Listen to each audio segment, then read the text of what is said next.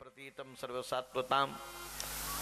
उद्धव मेरे मित्र वसुदेव तो ठीक हैं।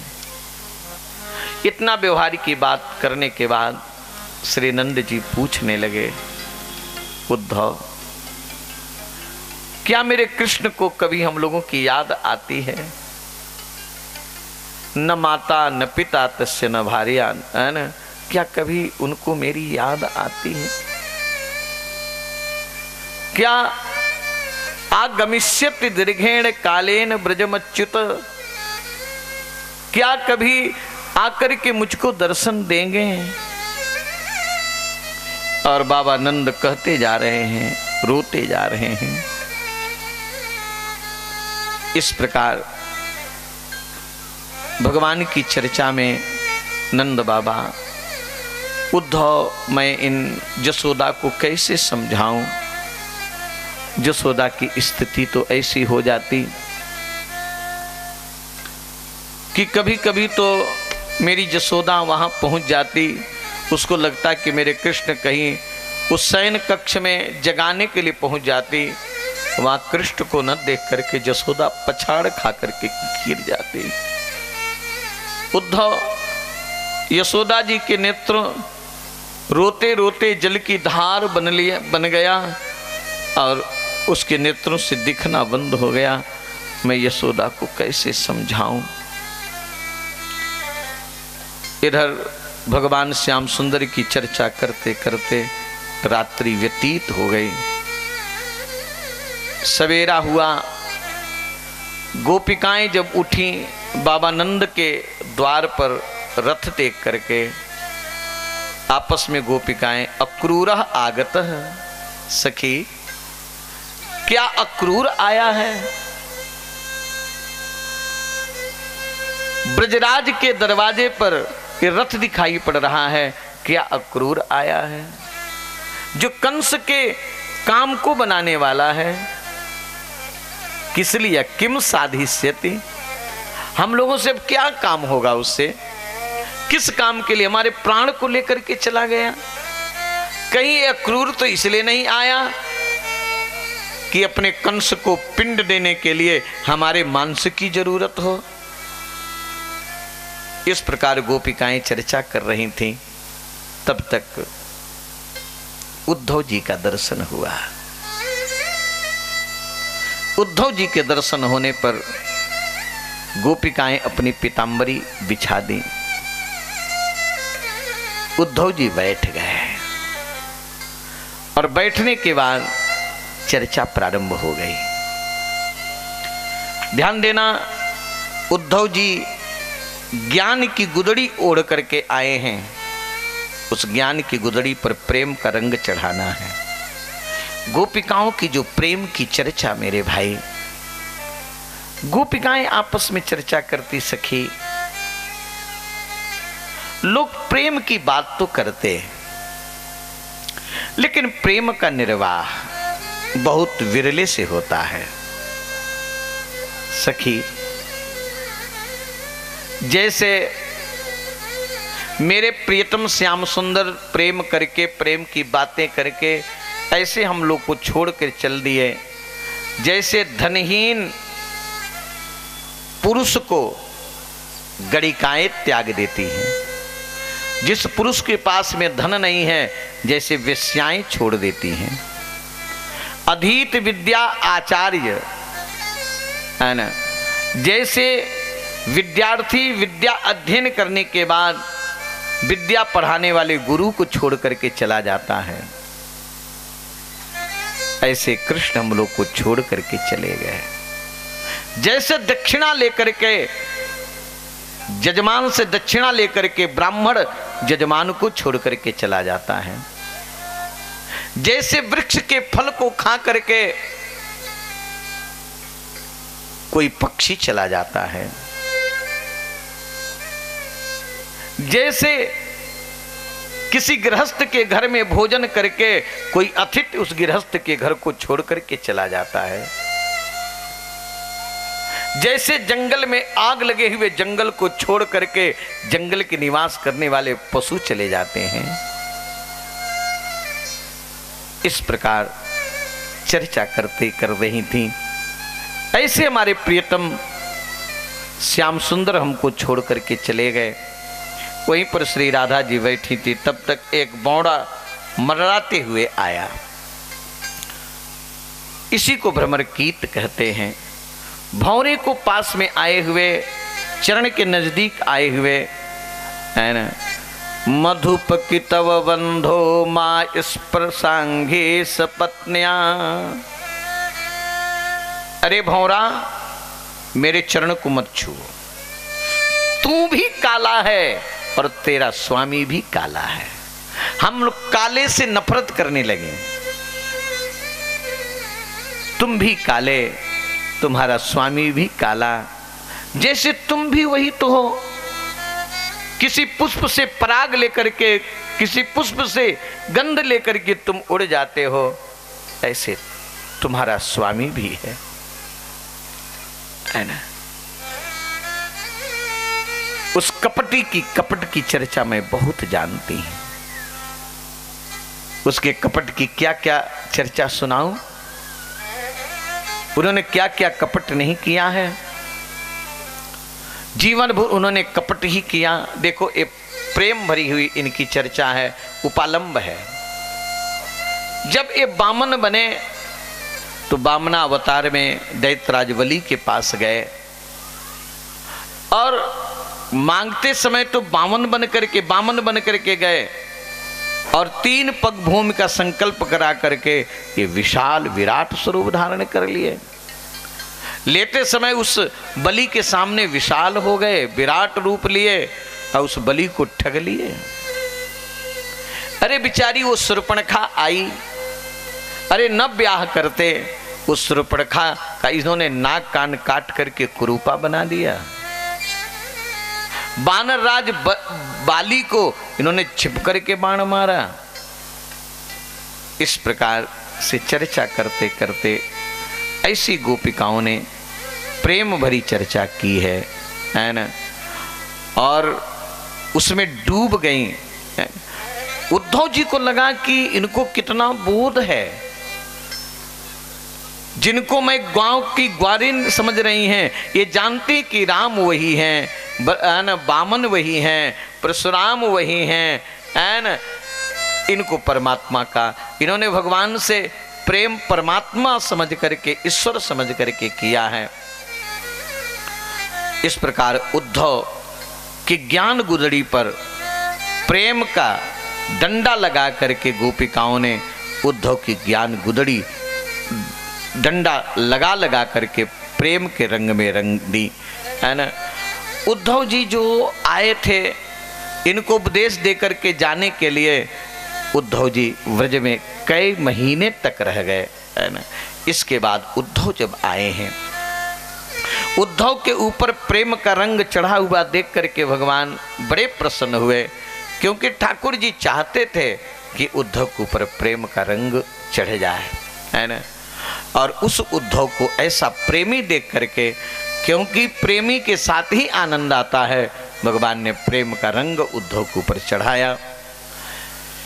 इधर सुग्रीव जी ने कहा कि परीक्षित, कंस की 2 पत्नियां अस्ति और प्राप्ति, ये मगध देश के राजा जरासंध की बेटियां थीं, और इन्होंने जाकर के जरासंध से कहा है, और जरासंध 23 अक्षौणी सेना लेकर के उसने मथुरा पर आक्रमण कर दिया। भगवान भी एक छोटी सी सेना लेकर के बाहर निकले, है ना, और जरासंध से भयानक युद्ध हुआ है।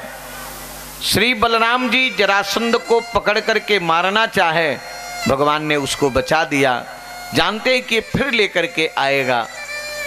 इस प्रकार 17 बार जरासंध ने 23 अक्षौणी सेना लेकर के आया है, और 17 बार भगवान ने इसको क्षमा किया है। 17 बार इसको क्षमा किए। 18वीं बार सेना लेकर के आने ही वाला था, उसी समय 1 करोड़ मिलक्षों की सेना लेकर के एक काल जवन आ गया। बड़ा भयानक काल जवन चलता, उसके सामने कोई लड़ने वाला नहीं। अंत में नारद जी मिले। नारद जी से उसने कहा है न कि अष्टादश संग्रामे आगमिष्यति नारद प्रेषितो वीरो जवन प्रत्यदृश्यत। नारद जी ने कहा था कि जरासंध कालजमन अगर तुमको लड़ने की इच्छा है तो मथुरा चले जाओ और पीताम्बरी वारे को देखना, न देखना आओ न देखना ताओ, तुम लड़ देना, तेरी इच्छा पूरी हो जाएगी। कालजमन आया है।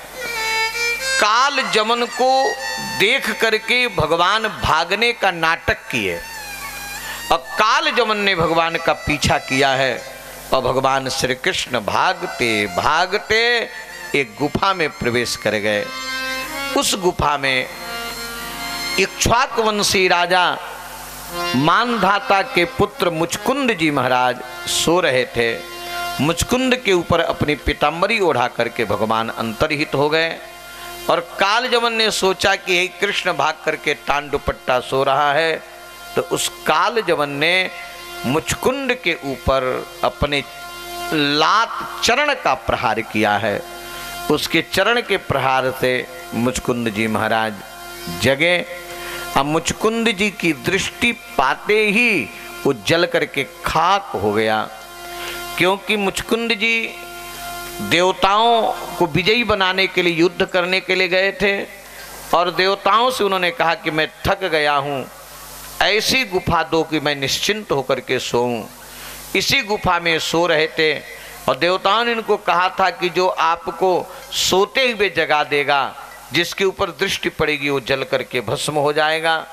तो भगवान ने लीला की है कि मुचकुंद जी की दृष्टि से कालजमन को जला करके भस्म करा दिए। कालजमन जवने भस्म सान्नीते भगवान सात्वर्षभ। जब कालजमन भस्म हो गया तब भगवान मुचकुंद जी के सामने आए हैं। आत्मानं दर्शयामास मुचकुंदाय धीमते। भगवान ने अपना दिव्य दर्शन मुचकुंद जी को दिया है। श्री वत्स वक्षम विलोक्य घनश्यामम पीत कौशेयवाससम। मुचकुंद जी ने जिन भगवान की बाकी झांकी का बड़ा सुंदर दर्शन करते हैं। श्री वत्स्यांकम पीत कौशेयवाससम। भगवान घनश्याम हैं, पीले रंग का वस्त्र पहने हैं, श्री वत्स का चिन्ह है। चतुर्भुजम भगवान की 4 भुजाएं हैं और चारु प्रसन्न वदनम। भगवान मंद मंद मुस्करा रहे हैं और ठाकुर जी की मुस्कुराहट में बड़ी जादू है। और भगवान मुस्कुरा करके एक बार जिसकी तरफ देख लें है न, फिर वो अपना रही नहीं जाता। और ठाकुर जी ने मुस्कुरा करके मुचकुंद जी की तरफ देखा है न। मुचकुंद जी निहाल चारु प्रसन्न वदनम स्फुरन मकर कुंडलम। भगवान की दिव्य झांकी का दर्शन करके मुचकुंद जी पूछते हैं, को भवानी प्राप्तो विपिने गिरि गह्वरे। प्रभो, इस भयानक जंगल की इस गुफा में आप कौन हैं जो मुझको दर्शन दे रहे हैं? कैसे पैदल आप आए? आपका दर्शन करके मेरा मन खींचा जा रहा है। फिर भगवान अपना परिचय दिए हैं। ठाकुर जी ने कहा कि आपकी दृष्टि से कालजमन जला है और मैं आपको दर्शन दिया हूं और मैं आपको वरदान दे रहा हूं और ये आदेश दे रहा हूं कि आगे चल करके कलयुग में आपका जन्म ब्राह्मण कुल में होगा। अब आपका नाम नरसिंह मेहता होगा और मैं सब प्रकार से आपकी देख रेख करूँगा। वही भगवान ने इनको दिव्य दर्शन दिया और नरसिंह मेहता बनने का, नरसिंह भक्त वही जूनागढ़ गुजरात के हुए बड़े ऐसे भक्त हुए महाराज कि भगवान इनके योग क्षेम का वहन करते। सब कुछ इनके लिए ठाकुर जी ने किया। इनके लिए भगवान सांवलिया शाह बने, सब बने है न। इनके लिए भगवान ने इनकी बेटी का भात भरने गए। ठाकुर जी ने सारा व्यवहार नरसिंह जी के लिए किया है ना। ठाकुर जी की बड़ी विलक्षण कृपा हुई। इसके बाद मेरे भाई है ना, इधर काल जमन को भस्म कराने के बाद अब 23 अक्षौणी सेना लेकर के जरासंध आने वाला था। भगवान विश्वकर्मा जी को आज्ञा दिए, ये देव शिल्पी हैं, समुद्र के बीच में आप द्वारिकापुरी बसाओ। उन्होंने समुद्र के बीच में द्वारिकापुरी का निर्माण किया। भगवान गरुण को आज्ञा दे करके समस्त मथुरा वासियों को द्वारिका भेज दिए। इधर कालजवन आ गया, इधर जरासंध आ गया। जरासंध को देख करके भगवान भागने का नाटक किए। बिना अस्त्र शस्त्र के भगवान श्री कृष्ण भागे। बलराम जी के साथ इनका नाम रणछोर पड़ गया।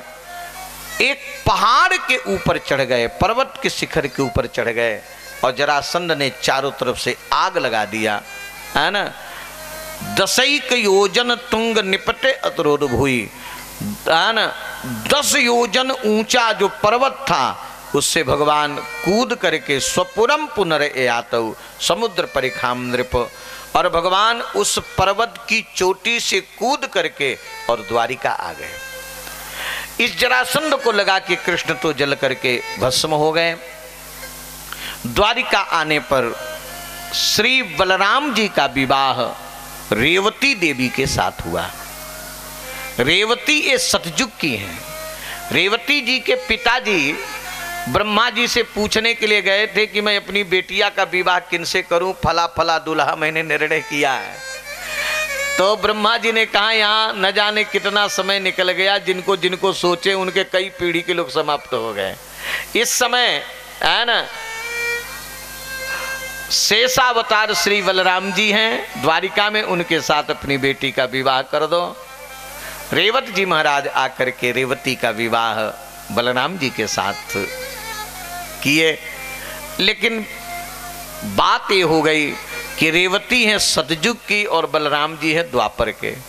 तो रेवती है 21 हाथ की और बलराम जी है 5 हाथ के। तो दुल्हन 21 हाथ की और दुल्हा 5 हाथ के, जोड़ी बिल्कुल बिगड़ गई। इतनी बिगड़ गई कि दुल्हा है 5 हाथ के और दुल्हन है 21 हाथ की।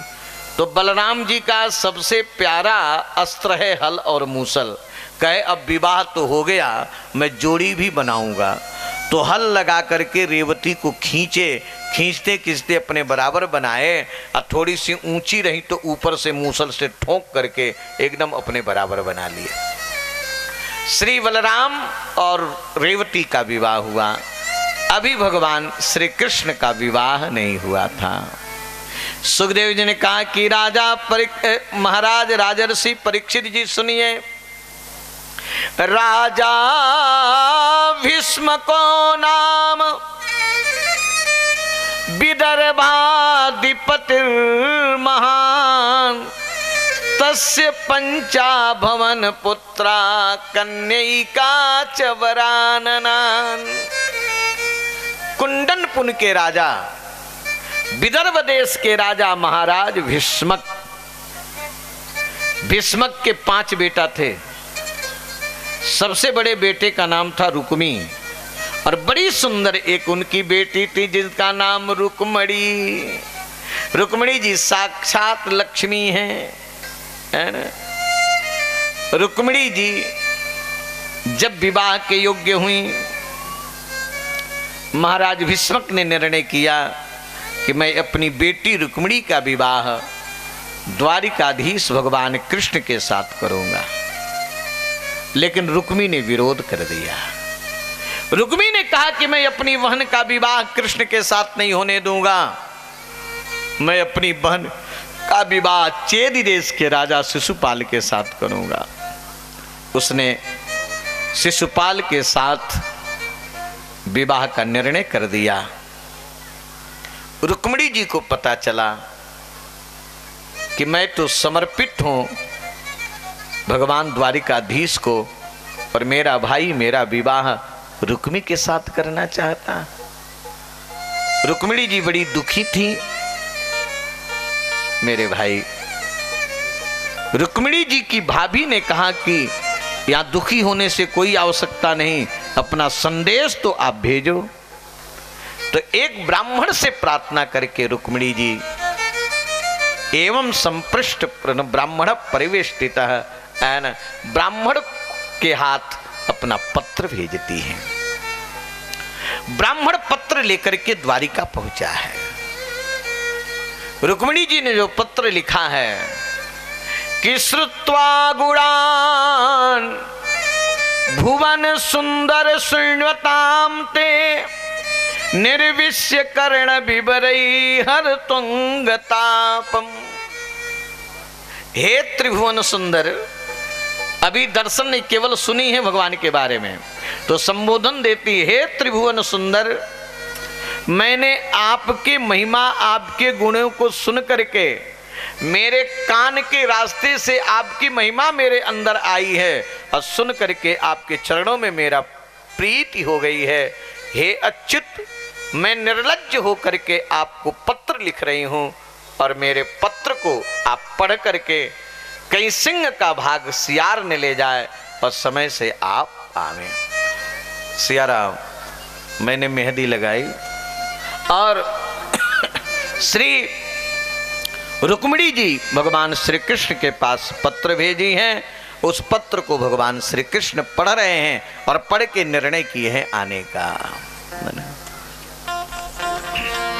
निर्णय हो मैंने मेहंदी लगाई रे कृष्ण नाम की। आप लोग भी गाइए।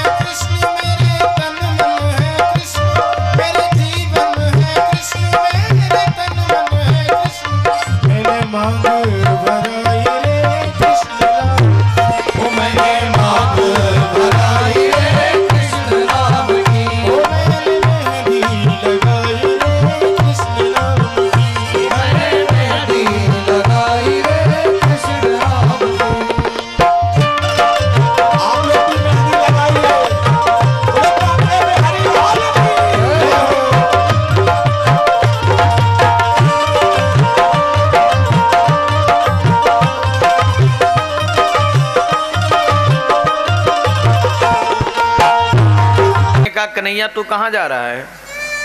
भगवान सोचे मैं क्या बताऊं, है ना? भगवान कहे कि मैं ऐसे दादा घूमने जा रहा हूं, मैं आ जाऊंगा। बलराम जी समझ गए कुछ दाल में काला है। बलराम जी का ब्राह्मण तुम कौन हो, कहां से आए हो? ब्राह्मण ने कहा कि मैं कुंडनपुर से आया हूं, विदर्भ देश से आया हूं, विदर्भ देश की बेटी का मैं पत्र लेकर के आया हूं। बलराम जी के ओहो, मैं भूल ही गया कि मेरा कृष्ण ब्याह लायक हो गया। चलो कृष्ण तुम दुल्हा बन करके चलो, मैं बारात लेके आ रहा हूं। इधर विदर्भ देश जब भगवान पहुंचे, भीष्मक जी को पता चला कि द्वारिकाधीश आए हैं। भीष्मक जी ने भगवान का स्वागत किया है।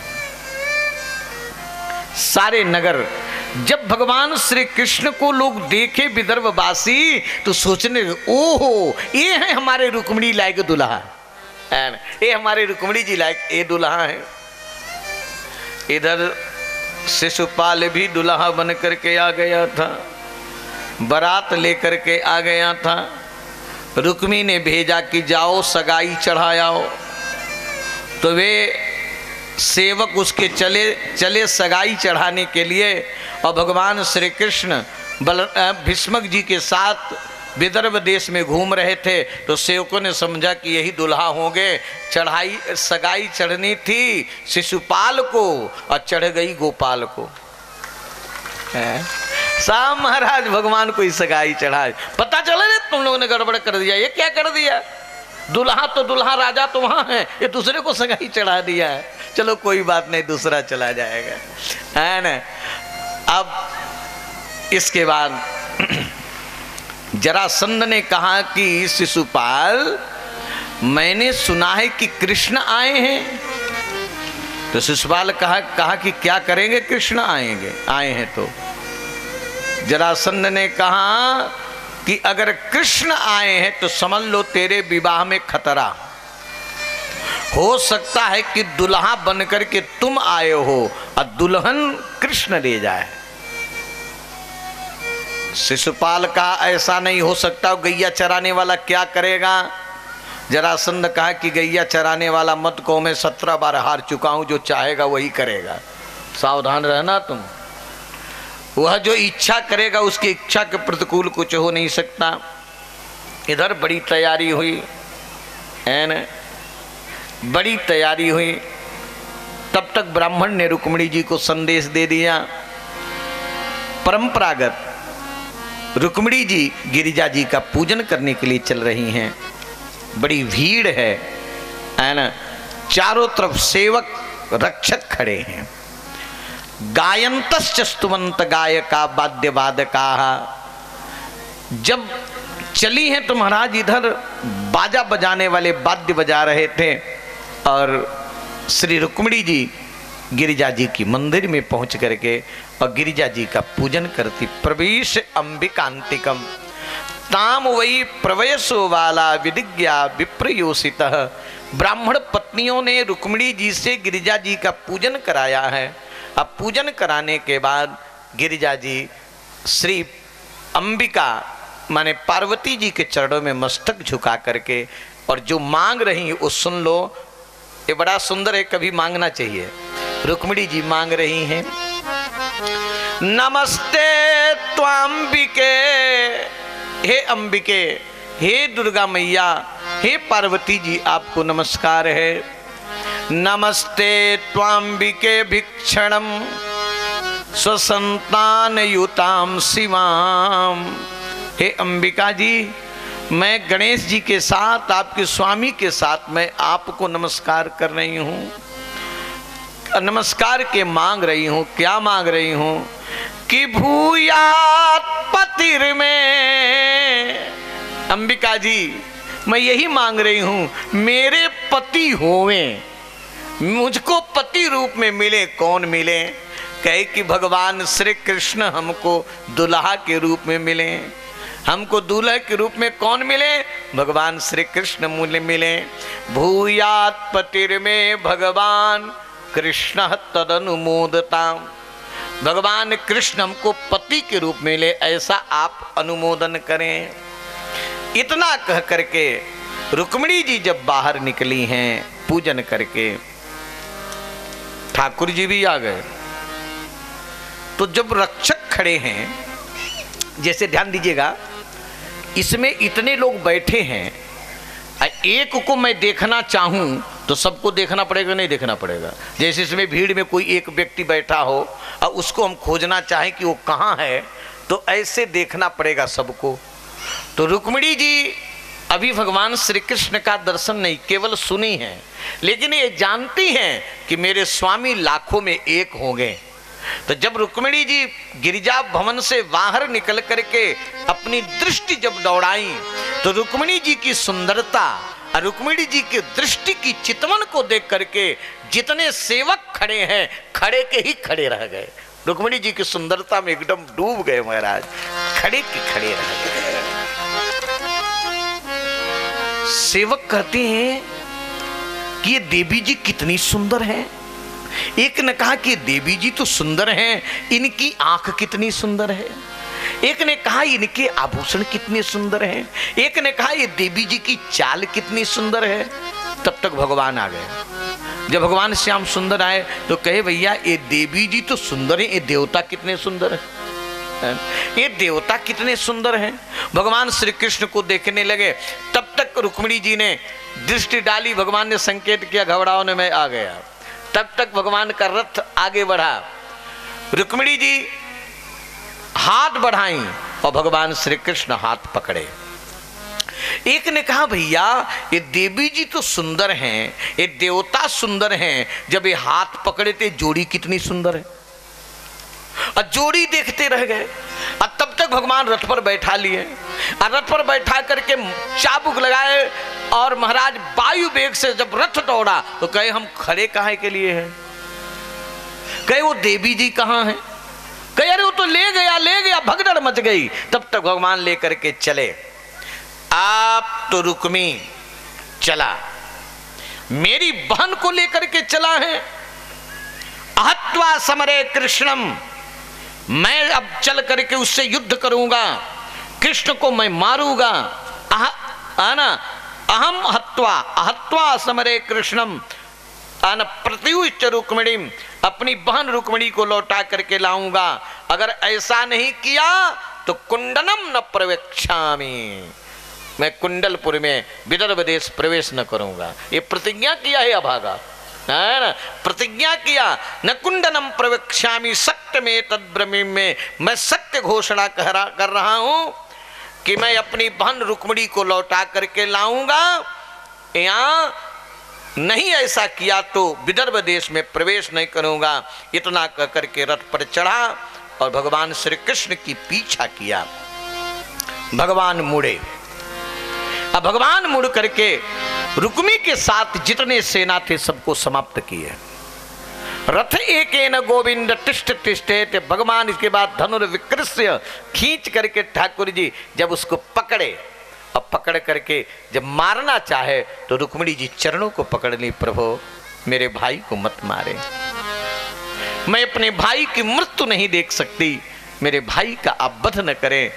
अरे मेरे विवाह में मेरे भाई की मृत्यु हो, बहनें कितना मेरे भाई का कल्याण चाहती हैं, मैं अपने भाई की मृत्यु नहीं देख सकती। भगवान के ठीक मैं इसको मारूंगा नहीं, लेकिन कुरूप जन्म बनाऊंगा। भगवान श्याम सुंदर उठाए तलवार और तलवार उठा करके एक तरफ की दाढ़ी और एक तरफ का मूछ, भगवान एक तरफ की दाढ़ी और एक तरफ की मूछ, एक तरफ की दाढ़ी और मूछ जब मोड़ रहे थे तब तक बलराम जी आ गए। बलराम जी ने कहा ये कन्हैया तू हजामतगिरी कहाँ से सीख लिया। अरे राम राम राम राम, ये हजामतगिरी कहाँ से तुम सीख ले हो। अरे मानता हूं कि साले से मजाक किया जाता है, लेकिन इतना थोड़ा मजाक किया जाता है उसको कुरूप बना दो, है ना? ऐसा तूने किया ये उचित नहीं। और ऊपर से बलराम जी डांटते हैं। रुक्मिणी जी से कहे रुक्मिणी बुरा मत मानना बेटी, ये तो क्षत्रियों का धर्म होता है, तूने पत्र भेजा, मेरा भाई आया और तेरा भाई लड़ने आया, तो तेरा भाई जो लड़ने आता है उसको दंड मिलता है ना? चलो कृष्ण तुम लेकर के चलो विदर्भ देश, आपको द्वारिकाधीश है ना, द्वारिका लेकर के चलो, मैं दुष्टों से निपट रहा हूं। और भगवान श्री कृष्ण रुक्मिणी को लेकर के द्वारिका आए।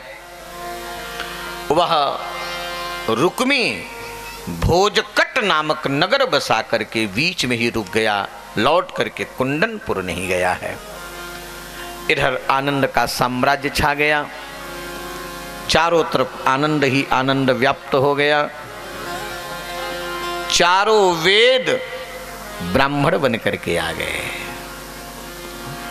चारों वेद ब्राह्मण बन करके आए हैं और द्वारिका को एकदम गलियों को चौराहों को सुसज्जित कर दिया गया है। देवताओं ने मिलकर के दिव्य विवाह मंडप का निर्माण किया है, विवाह मंडप बनाया गया मेरे भाई। और उस विवाह मंडप पर किन्नरियां गंधर्वियां द्वारिका वासनियां बन करके आ गईं। सुंदर विवाह के गीत होने लगे, है ना। तदा महोत्सवम नृणाम यदि पूर्वाम गृहे गृहे, भगवान के विवाह का महोत्सव द्वारिका के प्रत्येक घरों में हुआ है। कोई ऐसा घर नहीं जिस घर को सजाया ना गया हो, कोई ऐसा घर नहीं जहां पर चौक न पूरे गए हों, कोई ऐसा घर नहीं जहां पर सोने के कलश न लगाए गए हों। अभून नृभावन कृष्णो यदुपताम नृप, नरा नार्यश्च मुदिता प्रमिष्ट मणिकुंडला। द्वारिका की स्त्रियां माताएं विवाह में बहुत सजती हैं। आप लोग भी सजते हो ना? सब सजते हैं। विवाह में लोग जितना सजते हैं कहीं नहीं सजते हैं। और महाराज क्या कहूँ, ये तो भगवान का विवाह है। संसार के विवाह में हम तो कभी गए नहीं, लेकिन कोई जबरदस्ती कारबर किया है तो मैं गया हूँ, देखा हूँ। उस समय कोई होश में नहीं रहते, कोई होश में नहीं रहते ना उनको संभाले तो वो जूता पहन के ना जाने किसके सिर पर चढ़ के चले जाएं। उनको केवल अपना श्रृंगार, अपना जूता, अपना मोजा और वो दिखता है और कुछ दिखता नहीं। ऐसे ये लोग सज रहे हैं, लेकिन ये बड़ी मर्यादित सज रहे हैं। द्वारिका की स्त्रियां सज रही हैं। नरा नार्यश्च मुदिता प्रमिष्ट मणिकुंडला। हाँ, सुंदर, जितने बढ़िया से बढ़िया सुंदर सोने के आभूषण हैं सब पहने, सब पहने महाराज। कोई उस समय महाराज माताएं ये देखती कि इसका आभूषण से हमारा आभूषण बढ़िया है कि नहीं, है ना। सब वही उसी समय होड़ लगता है। कहीं कमजोर पड़ गया तो भगवान मालिक है, दूसरे दिन पति से लड़ाई, बताया उसका आभूषण से हमारा कमजोर कल बनना चाहिए, है ना। अब यहां भी सज रही हैं। नरा नार्यश्च मुदिता प्रमिष्ट मणिकुंडला। परिवार के लोग, सब लोग सा विष्णु उत्तरविंद विचित्र माल्यंबर अवतरण ही। विचित्र महाराज सभी पार्षद, सभी देवता यहाँ पर आ गए। सिक्त मार्गाहा, द्वारिका के चौराहों में, ध्यान देना, गलियों में, सड़कों में फूल बिछाए गए। जल का छिड़काव नहीं है, इत्र का छिड़काव। सिक्त मार्गाहा मदच अनपृष्ठ, गजई दरवाजे पर हाथी, राजकुंजर अन रुक्मिण्याहरणम श्रुत्वा गीयमान ततस्ततः। चारों तरफ विवाह के गीत होने लगे, है ना। और ठाकुर जी दुल्हा बन करके आ रहे हैं। इधर विवाह का गीत सुनो, उधर से बारात आ रही, बारात पहुंचने वाली। और मंडप माताएं यहीं थीरे से जब आ जाएंगे दूल्हा तो मुड़ जानी है, इधर मुड़ जाओगा आप लोग। अब मुड़ करके अभी नहीं, है ना। जब विवाह दूल्हा आ जाए इसके बाद सुंदर विवाह का आनंद लीजिए। कल कथा का अंतिम दिन है, कल और भी भगवान के विवाह होंगे। कल सुदामा जी का चरित्र और परीक्षित जी का मोक्ष करके कथा का विराम होगा। हाँ? और कल मातृपितृ पूजन, एक इस कथा का, इसके पहले मनोज प्यासी जी के यहाँ हुआ था, यहाँ भी इस कथा का एक विशेष महिमा है। मातृ पूजन और पितृ पूजन का बहुत बड़ा महत्व है। माता पिता के आशीर्वाद से लोक परलोक मिलता है। और इसको देख करके सबको उपदेश लेना है कि सभी अब अपने अपने घरों में जा करके अपने माता पिता की सेवा करें, सास ससुर की सेवा करें, माता पिता का पूजन करें। अगर लोक चाहते हो, परलोक चाहते हो, और नहीं चाहोगे, अगर ऐसा नहीं करोगे तो वह हित नहीं होगा। जो होना चाहिए। इसलिए माता पिता का आशीर्वाद, कल पूजन भी होगा। श्री राधे। श्री प्रेम रामायणम से बजरंग बाल से निवेदन है परिकरों से।